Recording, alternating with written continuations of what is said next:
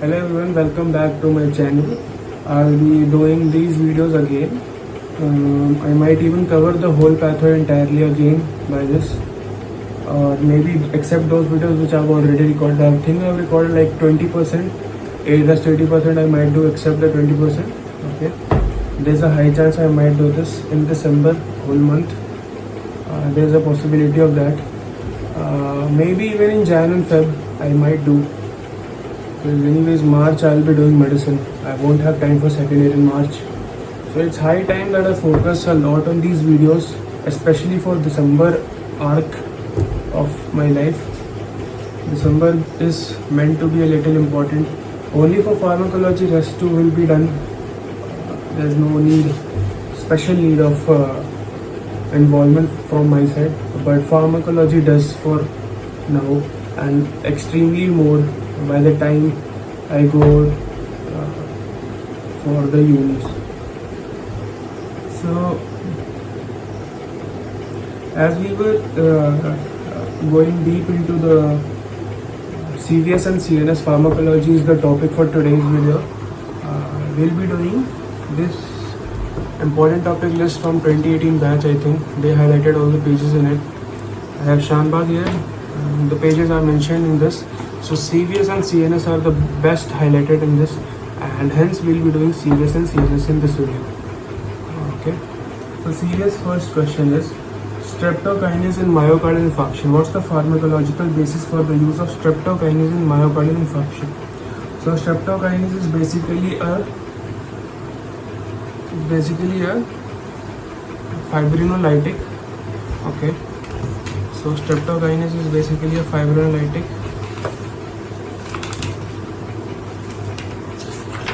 Let me just get my notes out. Side by side I'll try to make notes for better utilization of time. Okay, first question.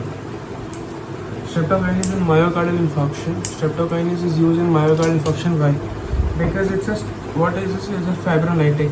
In response to thrombo injury, tissue plasminogen activator TPA is released from vascular endothelium. It binds to fibrin bound plasminogen and converts it into plasmin, which degrades the fibrin.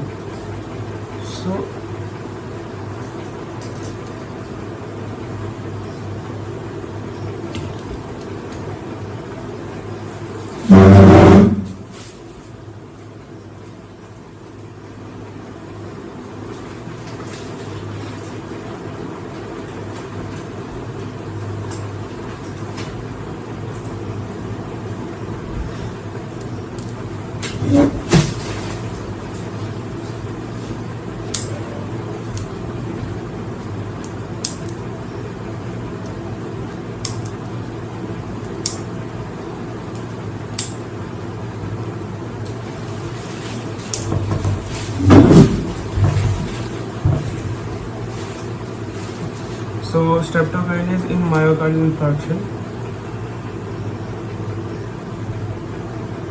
So first what it is a thrombolytic. First things first, it is a thrombolytic, and in response to stimuli, injury or stresses, the tissue plasminogen activator is released from vascular endothelium. So thrombolytic and fibrinolytic, thrombolytic और fibrinolytic है ये. सो response stimulus या फिर injury हुआ endothelium पे तो रिलीज हुआ क्या? TPA, tissue plasminogen activator is released and it binds to fibrin bound plasminogen,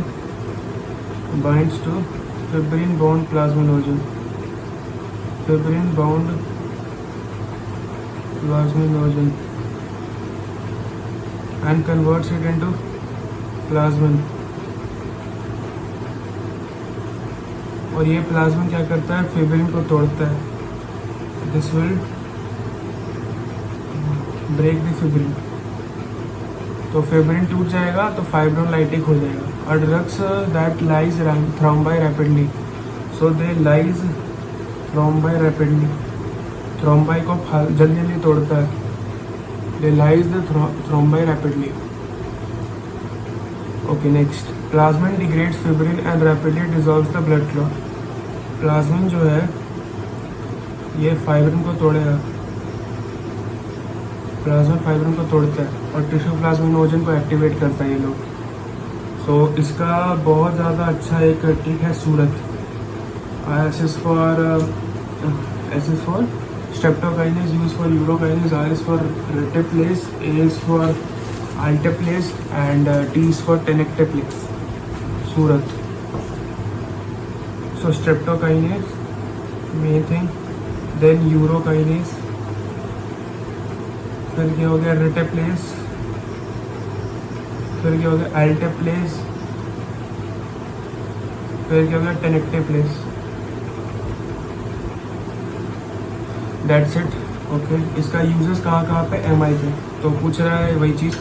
so myocardial infarction में the main aim of the fibrinolytic therapy is to restore coronary artery patency. So main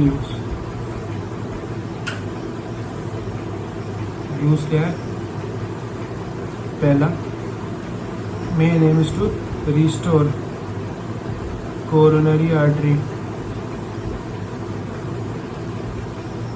patency. They are used as alternatives when reperfusion with PCI cannot be done.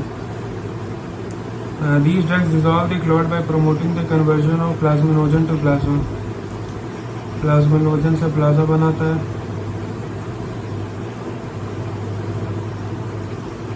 और dissolve the clot. They should be administered as soon as possible. ASAP. Golden hour होता है 1 our.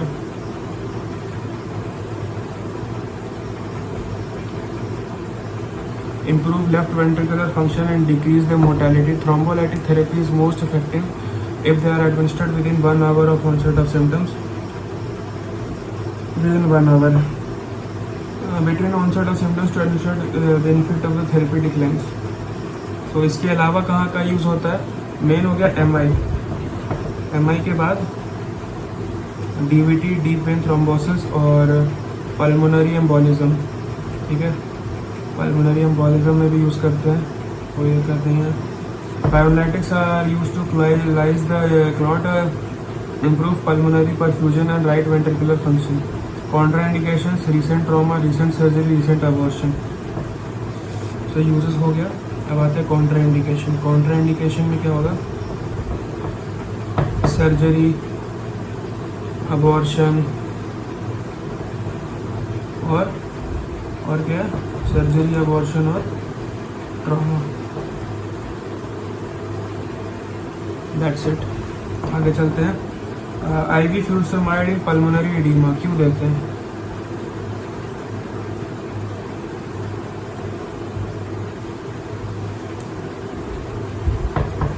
तो furosemide है क्या, पहले तो हम लोग देखेंगे फ्यूरोसेमाइड है क्या। फ्यूरोसेमाइड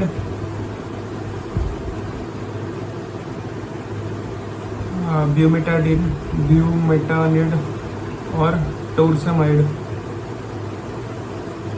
ये हो गया लूप डायरेटिक्स की। फ्यूरोसेमाइड, ब्यूटेमानिड और टोरसेमाइड, ये सब हो गया क्या, loop diuretics.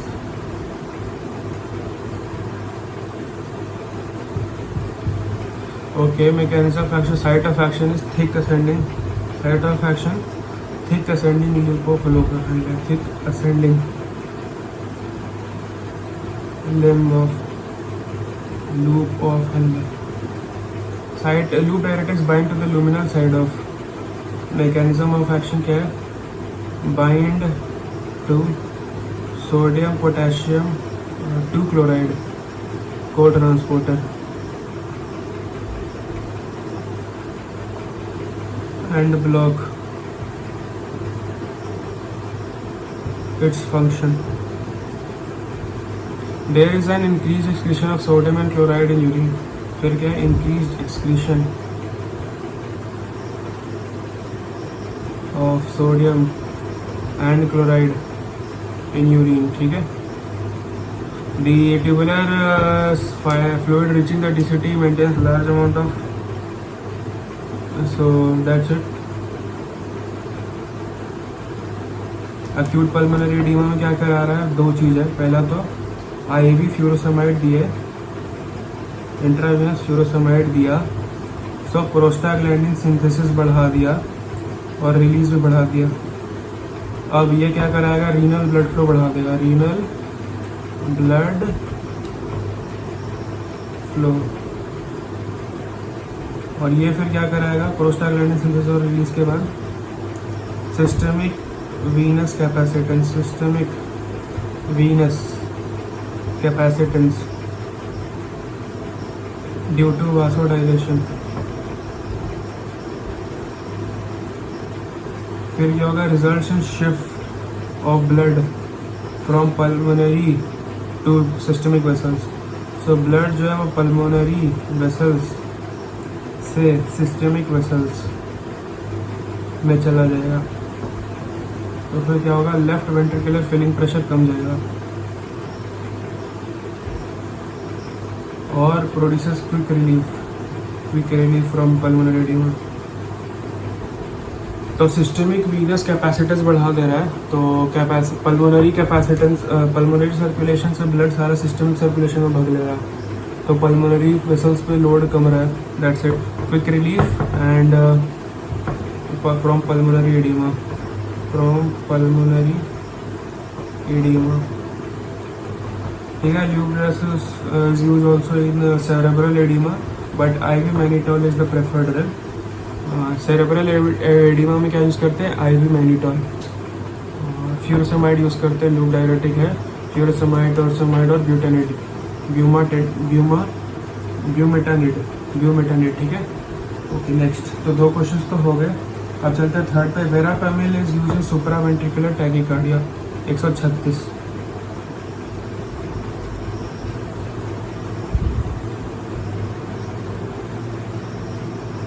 Why is verapamil used in supraventricular tachycardia?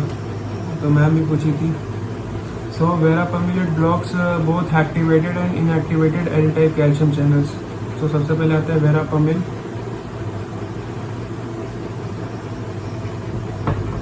blocks both activated and inactivated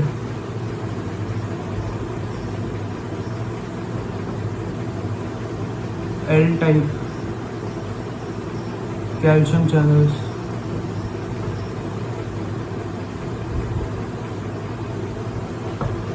Depresses calcium-mediated depolarization. It depresses calcium-mediated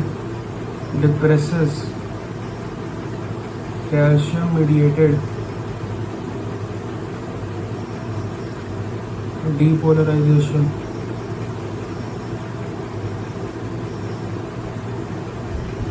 ठीक है, फिर चलते हैं आगे। वेरापेमिल decreases the conduction velocity and increase the refractive period of heavy node. वेरापेमिल decreases conduction velocity and increases refractory period of AV node.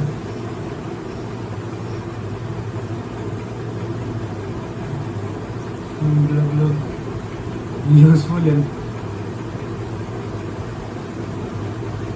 terminating re-entry involving AV node, PSVT. Terminating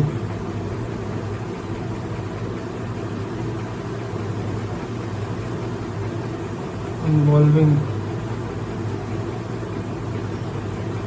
AV node, उसको कहते हैं PSVT में, ठीक है, post supraventricular tachycardia में। फिर क्या आता है, reducing supraventricular rate, reducing ventricular rate in atrial Flutter and fibrillation, reducing atrial fibrillation and atrial Flutter.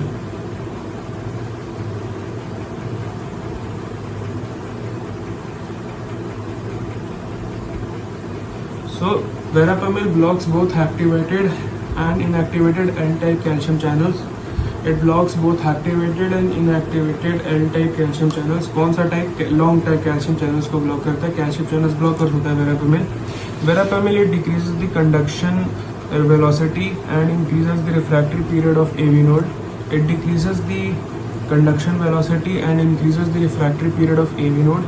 It decreases the conduction velocity and increases the refractory period of AV node.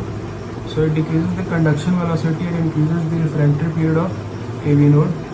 It depresses the calcium mediated depolarization. Calcium mediated depolarization को depress कर देता है तो calcium channel blocker हो जाता है। Calcium is a depolarisation कराता है तो उस कैल्शियम mediated depolarization को ये इनिबिट कर देगा, ठीक है।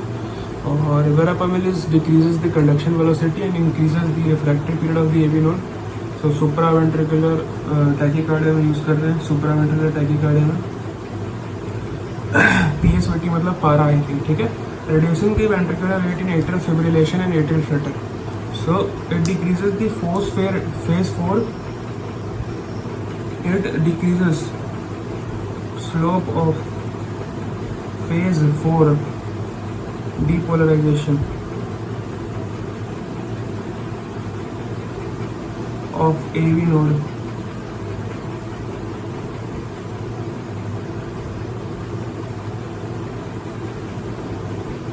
Of SA node, sorry, for phase 4 depolarization of SA node, जिसको कहते हैं bradycardia.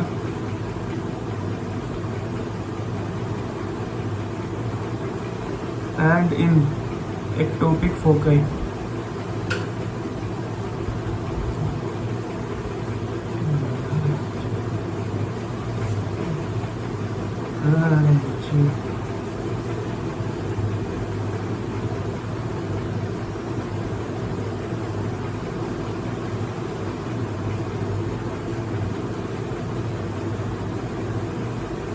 So L type calcium channel blockers को इनिबिट कर रहा है बाय बाइंडिंग टू अल्फा 1 सब यूनिट। और क्या करा रहा है ये, कैल्शियम का एंट्री प्रिवेंट कर रहा है। No excitation contraction coupling in the heart and vascular smooth muscle. So verapamil is just about that. Blocks both activated and inactivated L type calcium channels.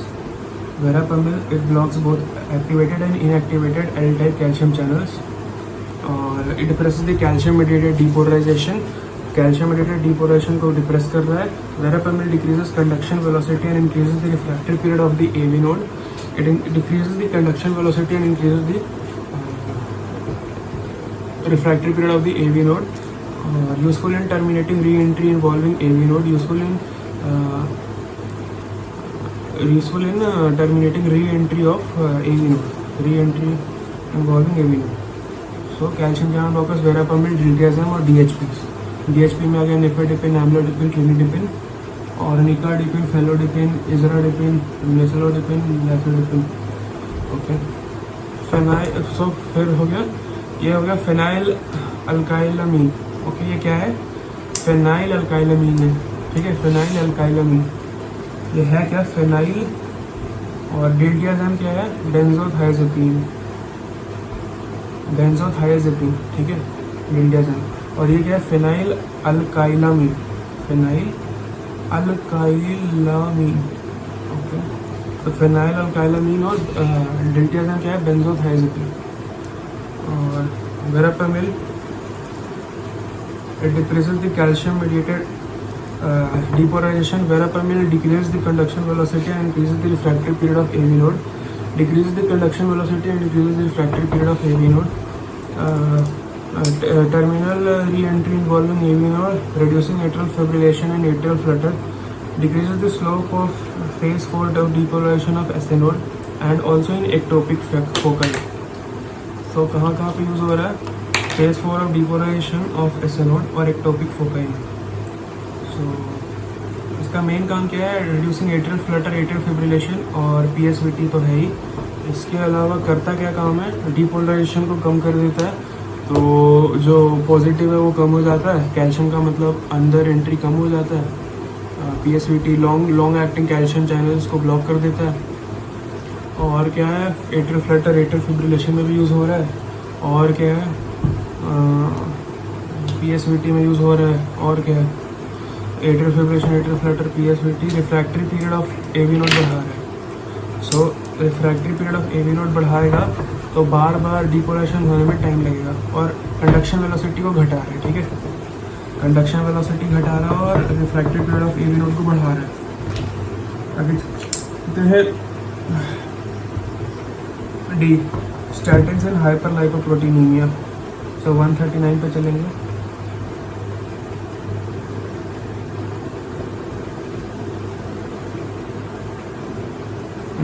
Statins are nothing but HMG-CoA reductase, HMG-CoA reductase inhibitors. So statins are the most effective agents for treating hyperlipidemia. Most effective agents for treating hyperlipidemia.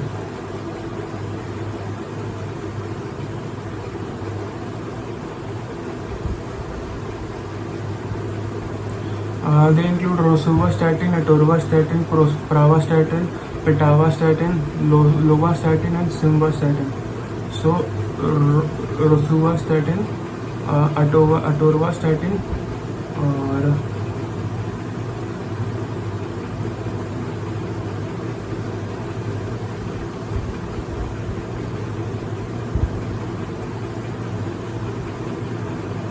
so statins are the most effective agents for treating hyperlipidemia. They include rosuvastatin, atorvastatin, pravastatin, pitavastatin. So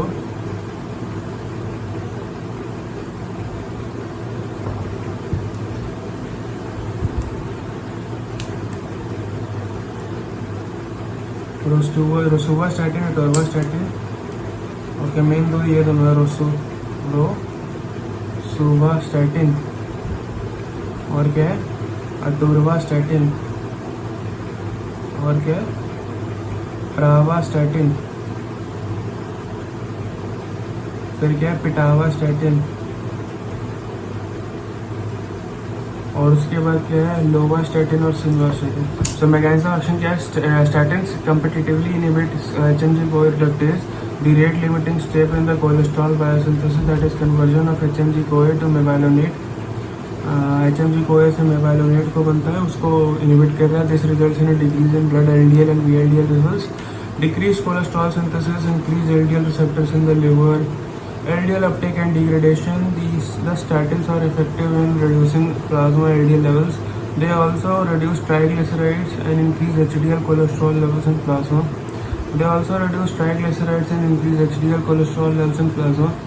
Statins, those with short half-life, are usually given orally once daily in the evening because cholesterol biosynthesis occurs mainly at night.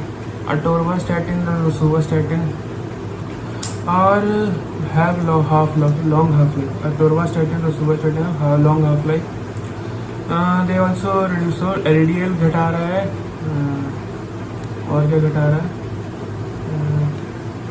LDL बढ़ा रहा है. अच्छा नहीं, सो LDL VLDL घटा रहा है, cholesterol घटा रहा है, LDL रिसेप्टर्स को बढ़ा रहा है लिवर में, तो LDL अपटेक और डिग्रेडेशन ज़्यादा हो जाएगा. सो इसका मैकेनिज्म ऑफ एक्शन क्या है? ये LDL रिसेप्टर्स को बढ़ा रहा है और HMG-CoA को रिडक्टेज को इनहिबिट कर रहा है. तो HMG-CoA से मेवालोनेट जो है वो rate limiting step in the cholesterol वजह से वो नहीं हो पा रहा. तो कोलेस्ट्रॉल नहीं बन रहा और LDL का ज़्यादा मारा पीटी हो रहा है. सो among the statins, lovastatin and simvastatin are produced and converted into active form in the liver. All statins undergo extensive first-pass metabolism in liver and most of them are absorbed. Is excreted in bile. So pitavastatin is most potent statin.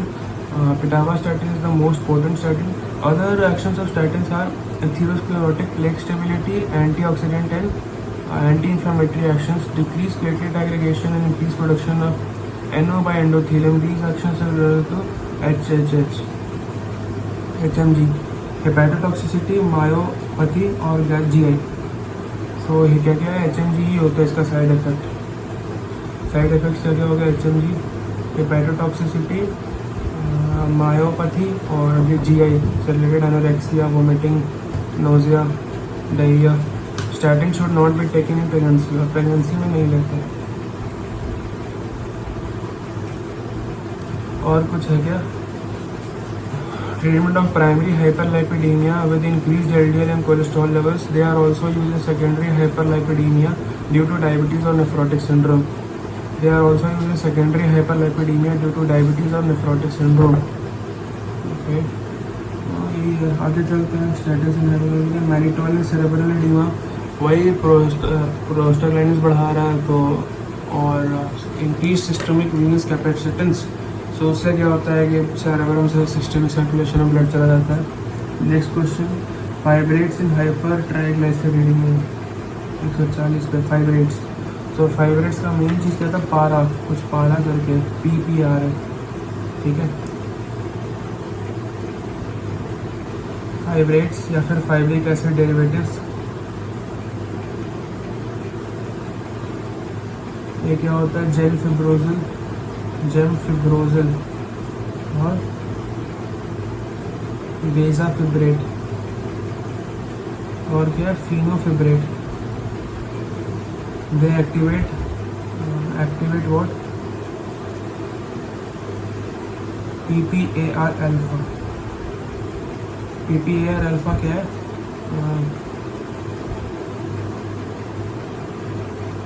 Peroxisome proliferator activated receptor alpha.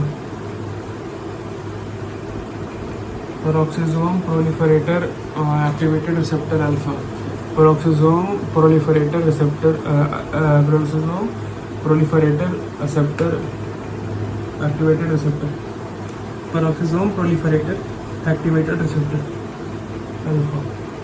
PPAR present in the liver, adipose tissue and skeletal muscle. HDL same thing as gemfibrozil fibrate है, same thing as the statins। और uses fibrates are very effective in type 3 hyperlipoproteinemia and severe hypertriglyceridemia. Fibrates are very effective in type 3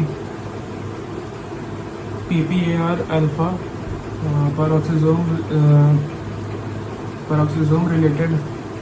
proliferator associated activated receptor, peroxisome proliferator activated receptor, peroxisome proliferator activated receptor PPAR, fibrate, gemfibrozil, benzofibrate और phenofibrate। Type 3 hyper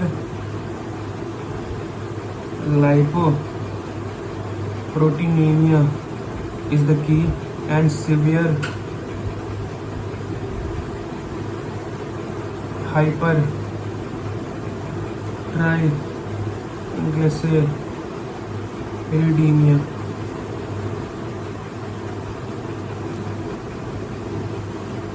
okay next, fibrates in hypertriglyceridaemia के बाद चलते हैं आगे। Digoxin atrial fibrillation जी 129 पर।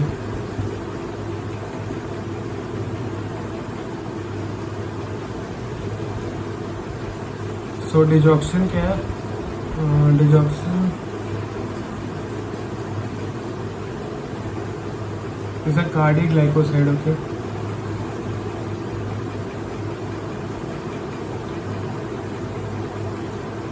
Digoxin क्यों देते हैं एट्रियल फिब्रिलेशन में, मैकेनिज्म ऑफ एक्शन क्या है, एफिब। हालांकि एफिब में तो हम लोग वेरापामिल भी दे रहे थे, एफिब और एट्रियल फिल्टर में भी दे सकते हैं वेरापामिल। डिजॉक्सिन स्पेशली क्यों दे रहे हैं, most common cardiac arrhythmia is AFib. AFib में atria beat at 350 to 600 per minute। Digitalis has both direct and indirect effect.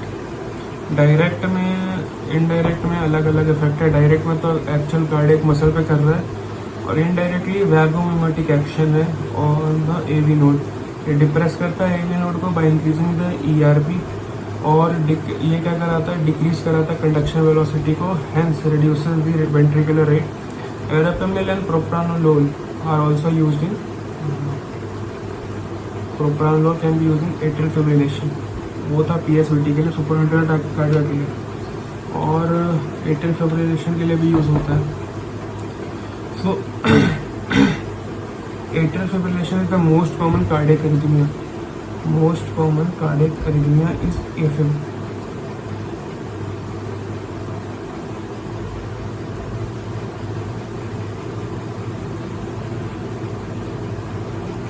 ठीक है। सो यहाँ पे क्या होता है, एफिड में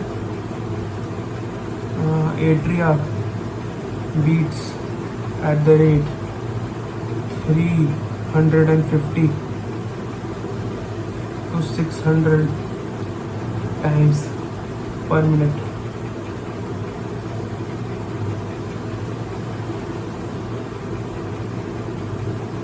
Okay. Digitalis has both direct and indirect. So Digitalis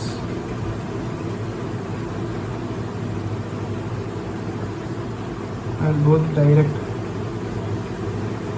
and indirect.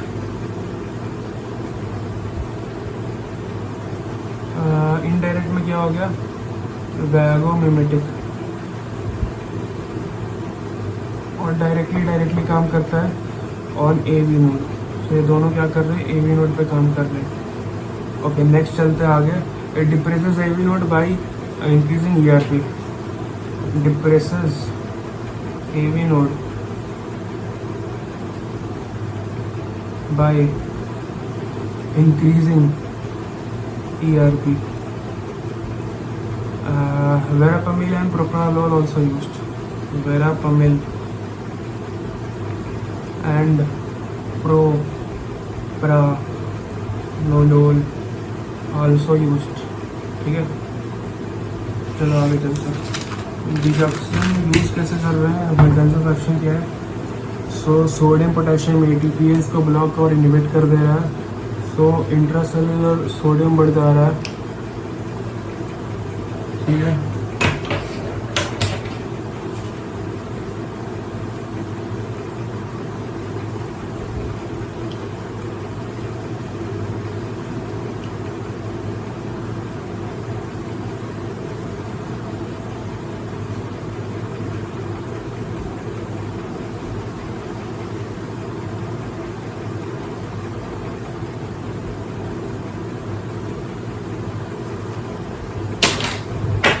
So intracellular sodium बढ़ रहा है और decrease calcium via calcium sodium calcium exchanger से डिक्रीज सोडियम कैल्शियम का वो हो रहा है एग्जिट। इंक्रीज इंट्रासेलुलर कैल्शियम क्योंकि entry of calcium into cardiac cell via L type of calcium बढ़ जा रहा है। तो अब यहाँ पे क्या कराएंगे हम लोग, डिजॉक्सिन दे रहे हैं तो ये सब हो रहा है।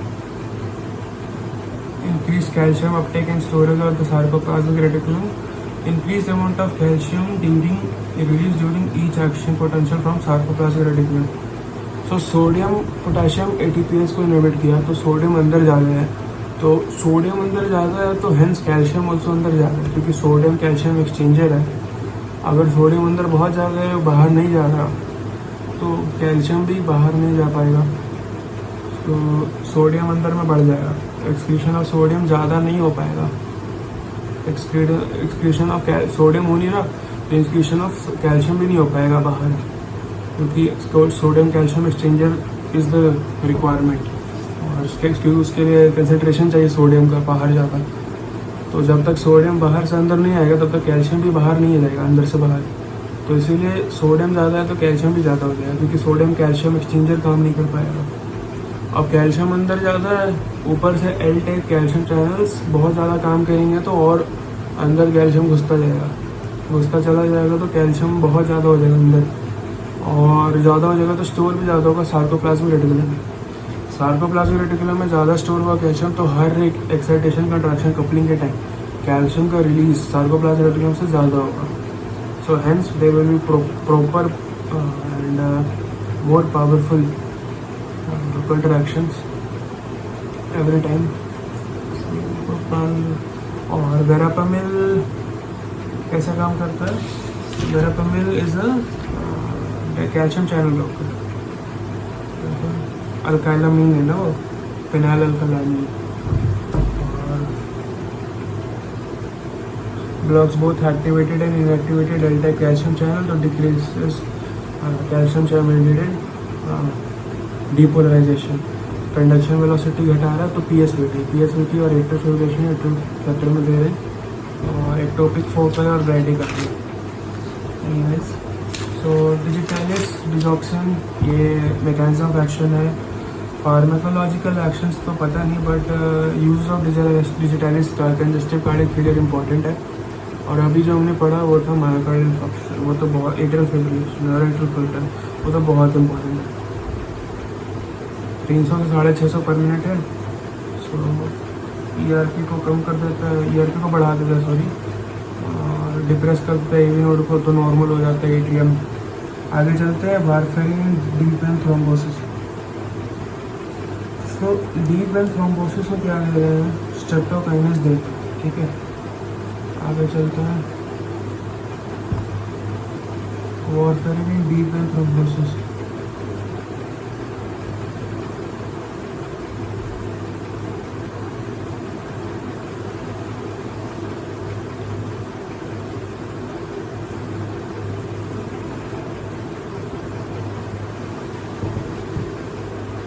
These are oral anticoagulants, जिन्हें कोएगुलेशन होने नहीं देते। और streptokinase was a fibrinolytic SURAT, streptokinase, urokinase, reteplase, alteplase और टेरिक्टेप्लेज, ठीक है। Those were what fibrinolytics and these are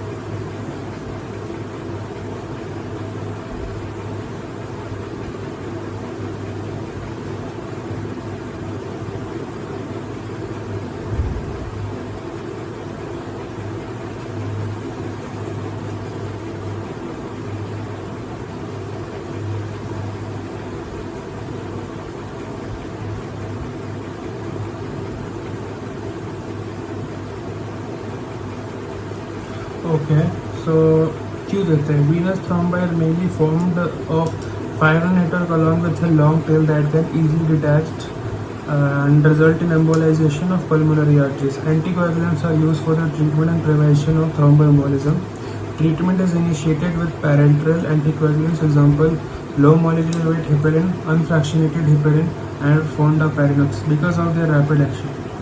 Low molecular weight heparin or fondaparinux are preferred over UFH, unfractionated heparin, as they are administered subcutaneously, have better bioavailability, are longer acting, and usually do not require laboratory monitoring.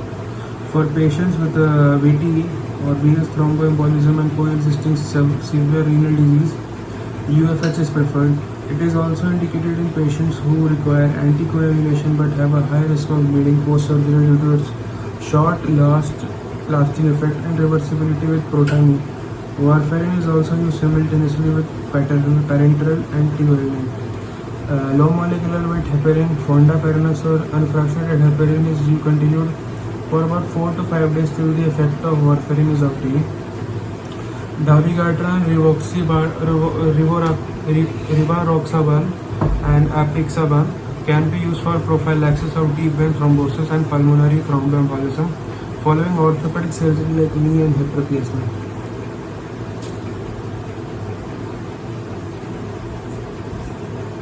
Therapeutic use of anticoagulants, जिसमें हम लोग पढ़ते हैं warfarin और heparin. Heparin में भी दो तरह के, अनफ्रैक्शनेटेड या लो molecular wait and high molecular weight. Unfractionated या फिर लो मोलिकुलर वेट में एक आता है फोंडापेरानस, ठीक है। Therapeutic use of anticoagulants. The main effect of anticoagulant therapy is to prevent the formation of intravascular thrombus or formation or further extension of the already formed clot. They do not break the clot or thrombus once it is formed. An oral anticoagulant, warfarin is used for the treatment of maintenance therapy. So warfarin को हम लोग use करते हैं maintenance therapy, but is usually started simultaneously as it is delayed onset of action. So maintenance therapy के लिए warfarin देते हैं।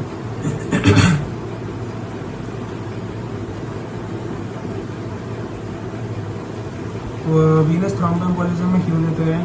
Venus थ्रोम्बा या mainly formed of fibrin network with a long tail that can be easily detached from the embolization of okay.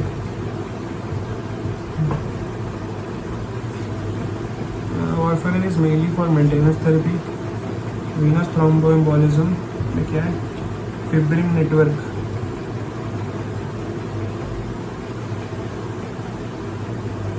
with a tail, long tail that is easily detached and result in embolization of pulmonary artery. embolization हो सकता है, ठीक है।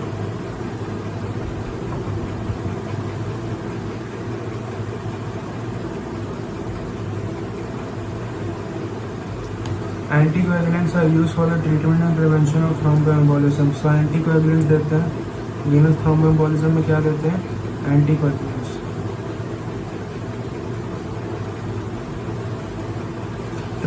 Treatment is initiated with parenteral anticoagulants. So treatment start with parenteral anticoagulant जैसे कि low molecular weight heparin और fondaparinux और unfractionated heparin, that's basically it. और because of the rapid action, low molecular weight heparin, fondaparinux are preferred over unfractionated heparin as they are administered subcutaneously. Low molecular weight heparin और क्या है? Fondaparinux are preferred over unfractionated heparin as they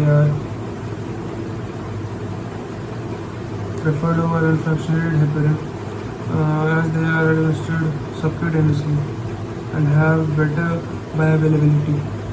So LMWH का इतना औकात क्यों है rather than unfractionated heparin क्यों है?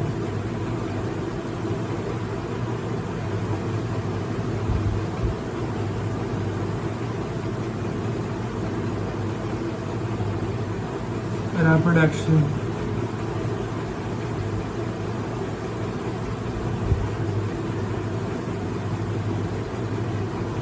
Because they are given subcutaneously, ठीक है? Have better bioavailability and are longer acting and usually do not require laboratory monitoring for patients with a venous thromboembolism and coexisting severe renal disease. UFH, unfractionated heparin is preferred. So जिसमें renal है उसके लिए unfractionated heparin है और renal plus, और बाकी low molecular weight में subcutaneous है, हाई बायोअवेलेबिलिटी है।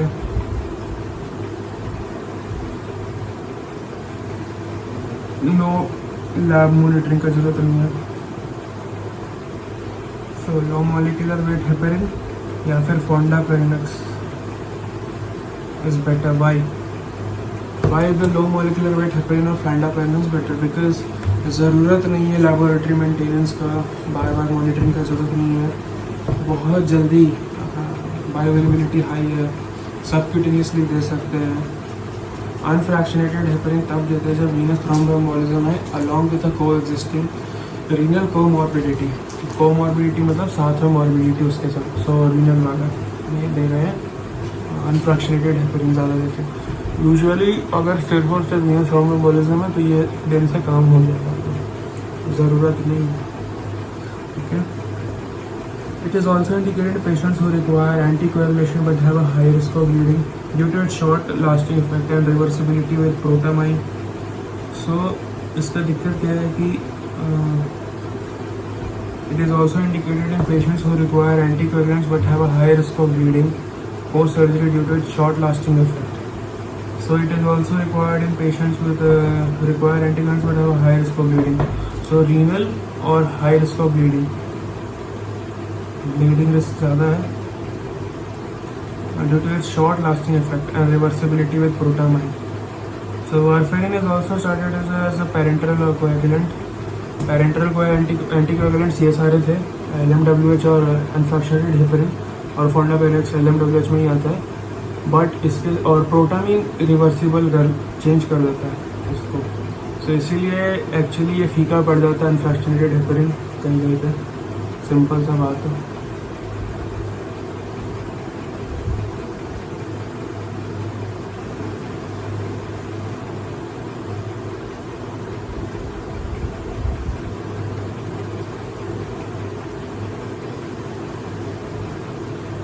Warfarin is also not associated with parenteral anticoagulants. LMWH, low molecular weight heparin, fondaparinux or unfractured heparin is continued for about 4 to 5 days till the effect of warfarin is obtained. Dabigatran, rivaroxaban or apixaban can be used for the prophylaxis of deep vein thrombosis and pulmonary thromboembolism following orthopedic surgery like knee and hip replacement.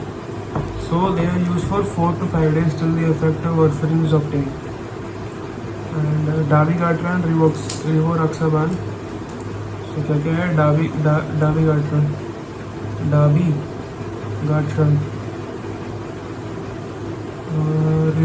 rivaroxaban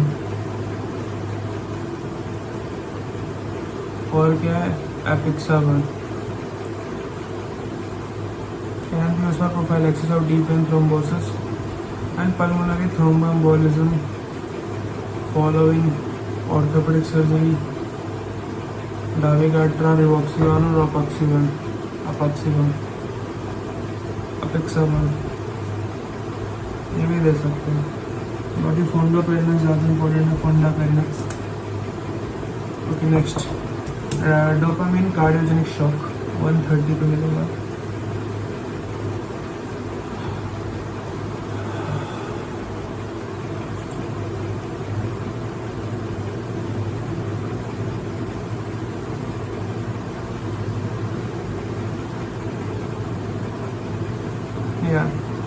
तो 130 में मिलेगा. उसमें dopamine क्यों देते हैं? Dopamine में भी 3 uses हैं उसके, 3 अलग अलग डोजेस पे. टोटली डोज डिपेंडेंट है डोपामिन. डोज डिपेंडेंट यूज है इसका. पहले तो ये है कि it is a catecholamine and has a dose dependent action. Catecholamine और डोज दो, बस दो. अब डोज में फिर 3 चीज़ आते हैं. पहला लो बोले तो लेस देन 2 माइक्रोग्राम पर kg पर मिनट में. Selectively dilates renal mesenteric coronary blood vessels acting on DMARD receptors. Increases the GFR, urine output भी बढ़ा दे रहा है. At moderate dose यानी कि एग्जैक्टली 2 से 5 माइक्रोग्राम पर kg पर मिनट. यहाँ पे क्या हो रहा है? Dopamine stimulates beta 1. यहाँ पे हो रहा था D1. ओके. यहाँ पे हो रहा है beta 1 receptors of heart.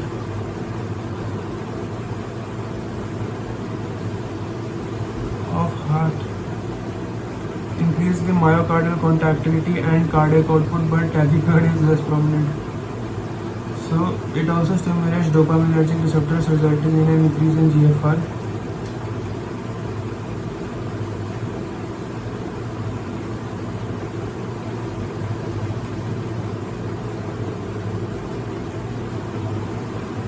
It stimulates the beta 1 receptors of heart. Increase the myocardial contractility and cardiac output, but tachycardia is less prominent. Tachycardia कम होता है.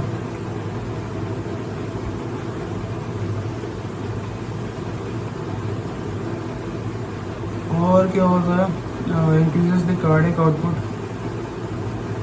एंड मायोकार्डियल कॉन्ट्रैक्टिलिटी और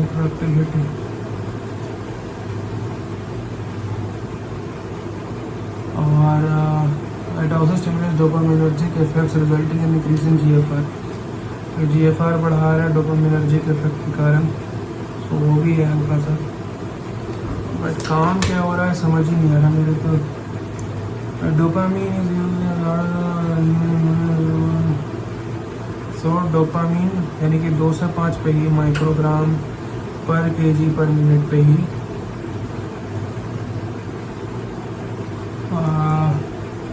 cardiogenic shock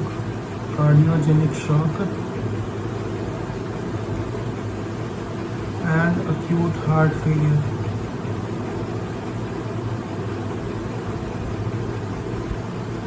with renal impairment.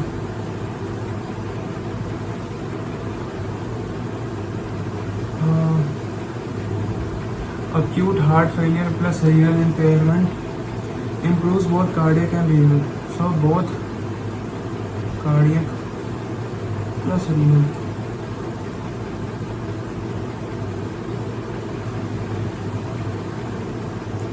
Function at high concentration यानी कि more than 10. So actually more than 10 पे यानी कि 10 microgram per KG per minute पे, जो कि बेसिकली हाई है।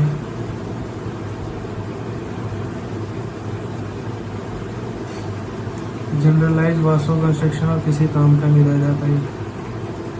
Generalised vasoconstriction increases the outflow or reduces the blood flow to renal and circulatory other vital organs. So vasoconstriction blood flow कम कर देता है फालतू के ऑर्गन्स पे। The question was dopamine cardiogenic shock. तो 2 से 5 microgram per KG per minute, आधा number हो गया। फिर आधा नंबर इस बात पे हो गया कि ये बीटा 1 पे काम कर रहा है, ठीक है। फिर आधा नंबर इस बात पे हो कि D1 पे भी काम करके GFR भी चोद रहा है। तो ये हार्ट पे और किडनी का दोनों ले रहा है, ठीक है। Action cardiogenic shock, acute heart failure में दे रहा है, और रीनल इम्पेयरमेंट में GFR और यूरिन आउटपुट बढ़ाएगा। और फर्स्ट में लो डोज में क्या करा रहा है, सिर्फ यूरिन ही ज़्यादा करा रहा है, यूरिन सब डायलेट करा रहा है, तो यूरिन था। दूसरे में हार्ट और यूरिन दोनों हैं, और तीसरे में तो खैर सिर्फ जनरलाइज वासोकंस्ट्रक्शन रह गया, किसी काम का नहीं रहा।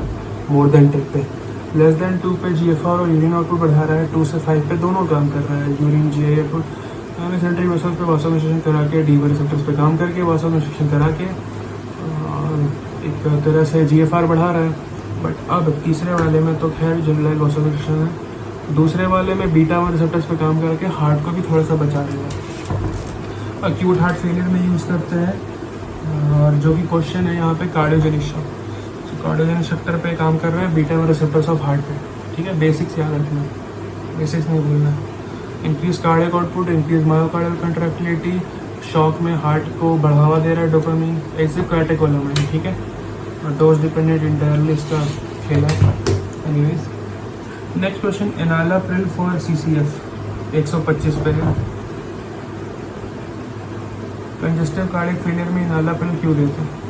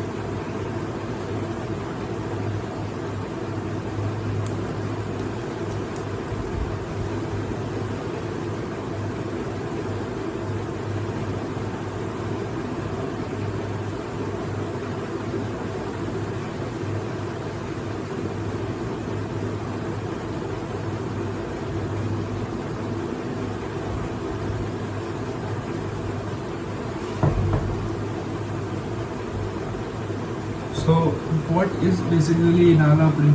Enalapril is nothing but an ACE inhibitor.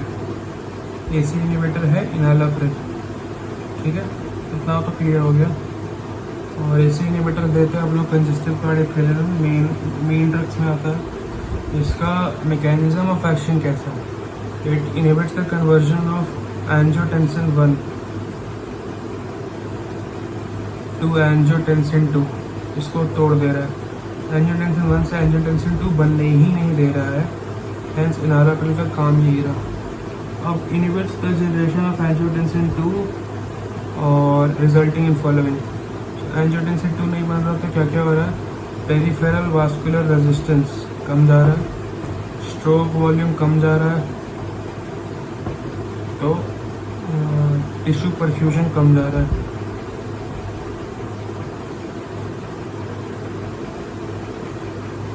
एक से टिश्यू परफ्यूजन बढ़ रहा है?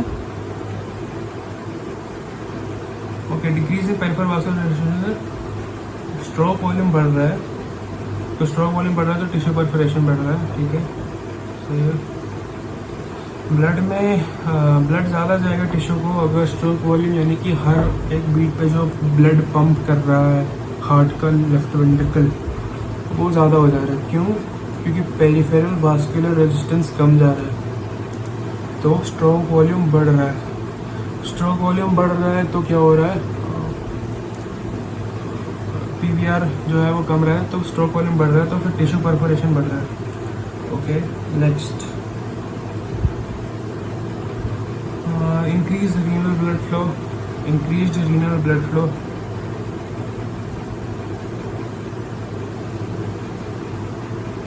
तो फिर क्या होगा? डायूरेसिस,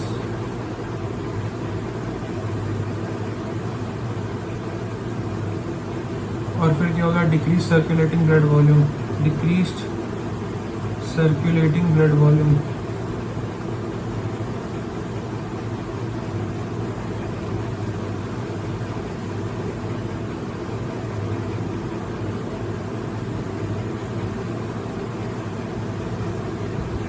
ठीक है। फिर डिक्रीज एल्डोस्टेरॉन प्रोडक्शन, ये पहला था, हार्ट वाला मैकेनिज्म्स। टिश्यू परफोरेशन कैसे बढ़ रहा है? PVR घटा के स्ट्रोक वॉल्यूम बढ़ा के। और फिर आते हैं नेक्स्ट पे, decrease in aldosterone production, decrease aldosterone production, तो decrease in sodium and water retention, decreased sodium and water retention, तो प्रीलोड कम जा रहा है।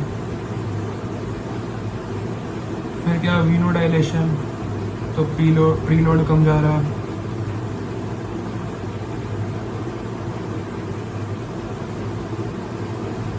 फिर आते हैं आगे, decrease in pressure in atria and pulmonary circuit, pressure in और retard reverse ventricular hypotrophy and remodelling by decreasing angiotensin 2 and aldosterone levels. Angiotensin 2 और एल्डोस्टेरॉन कम कर रहा है तो सोडियम वाटर रिटेंशन कम हो रहा है, तो प्रीलोड घट जा रहा है। वीनो डायलेशन हो रहा है तो प्रीलोड घट जा रहा है। So these are the ways it is working. Preload घटा रहा है, पेरिफेरल वास्कुलर रेजिस्टेंस घटा रहा है, स्ट्रोक वॉल्यूम बढ़ा रहा है, टिश्यू परफोरेशन बढ़ा रहा है। बट हालांकि एल्डोस्टेरॉन कम जा रहा है, सो जो सोडियम और वाटर रिटेंशन है वो भी कम जा रहा है क्योंकि एल्डोस्टेरॉन कम गया है, तो प्रीलोड जो है वो भी कम जा रहा है।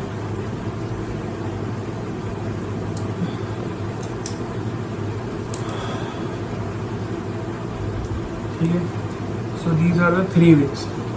पहला पेरिफेरल वास्कुलर रेजिस्टेंस कम हो रहा है, दूसरा एल्डोस्टेरॉन और वो एंजियोटेंसिन 2 का लफड़ा वो कम हो जा रहा है तो रास कम हो रहा है, तो प्रीलोड कम जा रहा है तो पूरा लफड़ा वो। और तीसरा आई थिंक ये वासोडाइलेशन से भी प्रीलोड कम जा रहा है। सो वीनो डायलेशन या वासोडाइलेशन, एल्डोस्टेरॉन मैकेनिज्म रास वाला वो पूरा, और तीसरा सबसे most important peripheral vascular resistance directly घट जा रहा है एंजियोटेंसिन 2 की कमी से। तो पेरिफेरल वास्कुलर घट रहा है तो वो एक तरीका हो गया। आगे चलते हैं,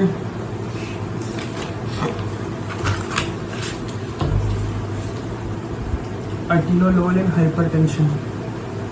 क्वेश्चन नंबर 105, हाइपरटेंशन में अटीनोलोल क्यों देते हैं? सो अटीनोलोल क्या है? अटीनोलोल, मेटोप्रोलोल और एस्मोलोल और बीटा सोलोल लोलोलोलोल। सो इसका ट्रिक क्या हो गया? डेम नहीं, आमेब हो गया selective beta blockers.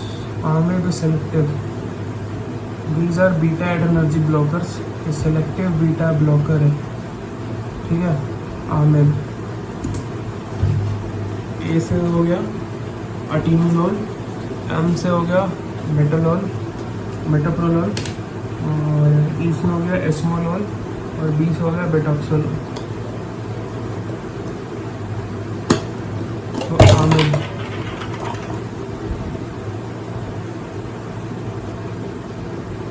these are what selective beta blockers.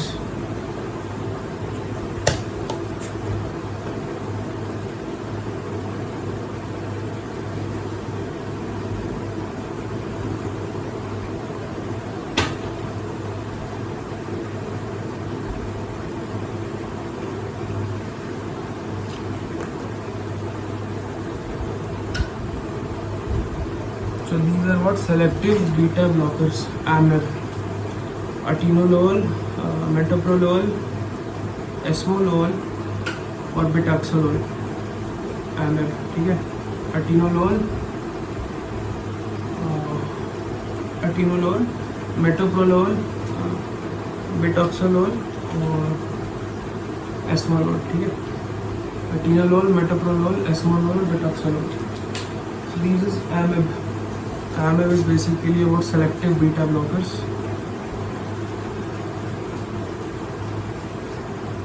आगे चलते हैं, नॉन सेलेक्टिव बीटा ब्लॉकर्स में हो गया प्रोप्रानोलोल और timolol. So these are non selective में हो गया क्या? प्रोप्रानोलोल और timolol.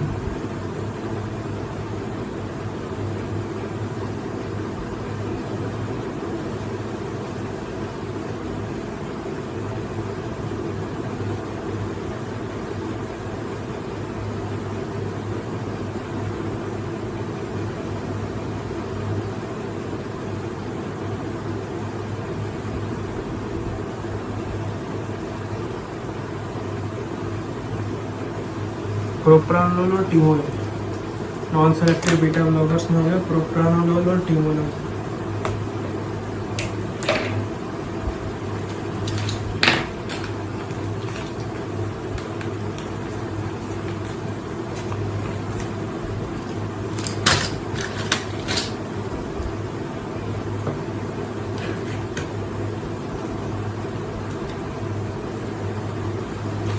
Non selective beta blockers में क्या प्रोप्रानोलोल और टिमोलोल। अटीनोलोल, मेटोप्रोलोल, एस्मोलोल और बेटाक्सोलोल, ये सब क्या हो गया? AMEB selective. और नॉन सेलेक्टिव में हो गया क्या? Propranolol,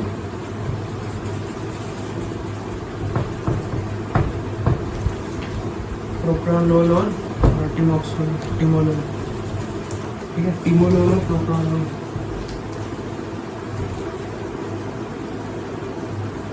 so atenolol is selective beta blocker, जिसको कि हाइपरटेंशन दे रहे हैं। बीपी हाई है तो क्या कराएगा? बीपी कम कराएगा। कैसे कराएगा वो जानना है। सेंट्रली एक्टिंग में हो गया अल्फा मिथाइल डोपो और क्लोनिडीन, जस्ट रिमेंबर दैट, ठीक है। सो रेनिन रिलीज कम करवाएगा तो बीपी कम हो जाएगा। रास को इनहिबिट करेगा, एल्डोस्टेरोन कम कराएगा। तो वही है, प्रीलोड कम करा देगा, आई थिंक कम हो जाएगा। सो हार्ट रेट कम करा देगा, FOC फोर्स ऑफ कॉन्ट्रैक्शन कम करा देगा, CO कार्डियक आउटपुट कम करा देगा हार्ट पे। These are selective and non selective ना।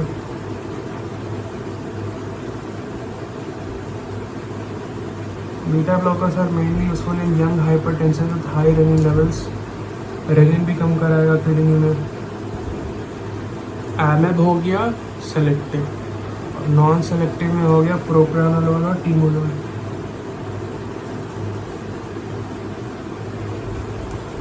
सो दैट्स बेसिकली इट। अब आते हैं एसिटाजोलामाइड इन माउंटेन सिकनेस क्यों दे रहे हैं।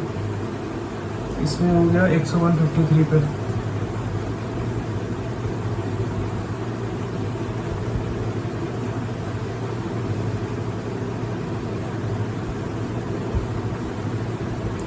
तो एसिटाजोलामाइड है क्या? It is a carbonic anhydrase inhibitors. Acetazolamide, it is a carbonic anhydrase inhibitor.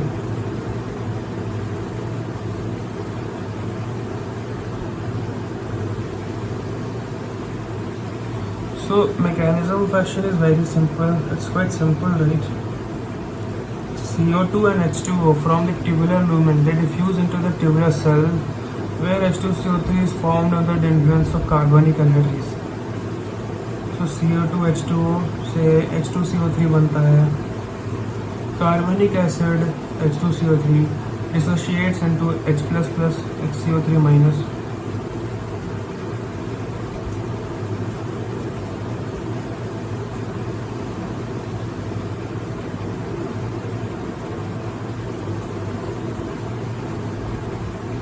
The bicarbonate ions are transported into the interstitium।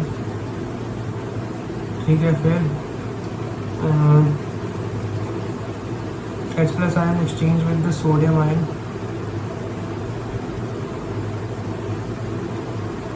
When the lumen, the H+ ions combined with the filter HCO3- to form H2CO3, the H2CO3 dissociates into CO2 and H2 with the help of carbonic anhydrase, which is present near the brush border. The main site of action of acetazolamide is proximal tubule site when it also acts in the CD collecting duct। ठीक है, acetazolamide by inhibiting carbonic anhydrase enzyme prevents the formation of H+ ions. This sodium H+ exchange is prevented. The sodium is excreted along with the HCO3- in the urine. Sodium is excreted along with the bicarbonate in the urine.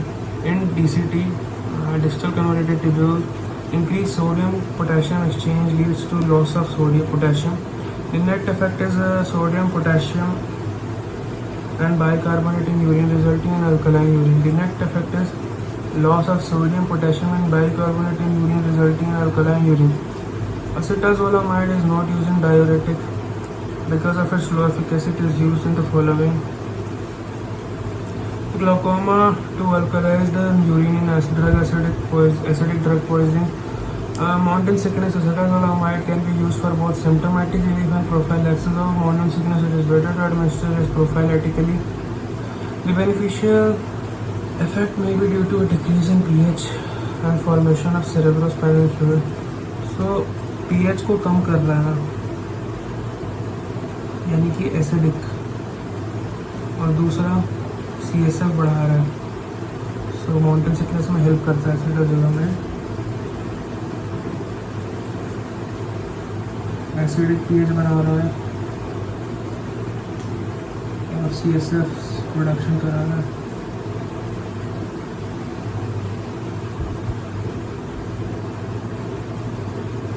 आगे चलते हैं। Low dose aspirin for prophylaxis of angina।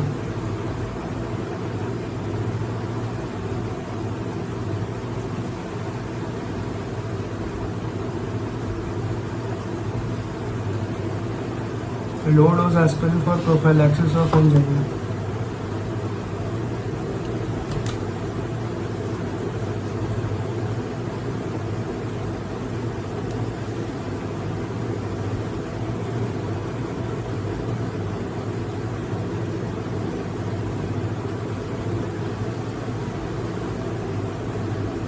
Angina में क्यों देते हैं हम लोग NSAID, वो भी low dose,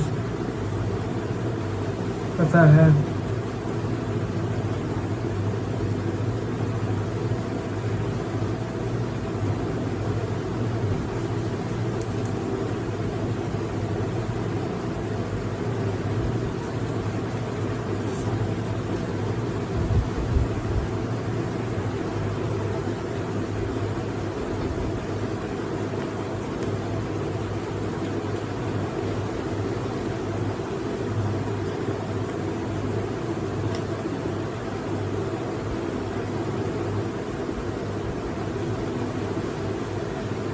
that's it for this video.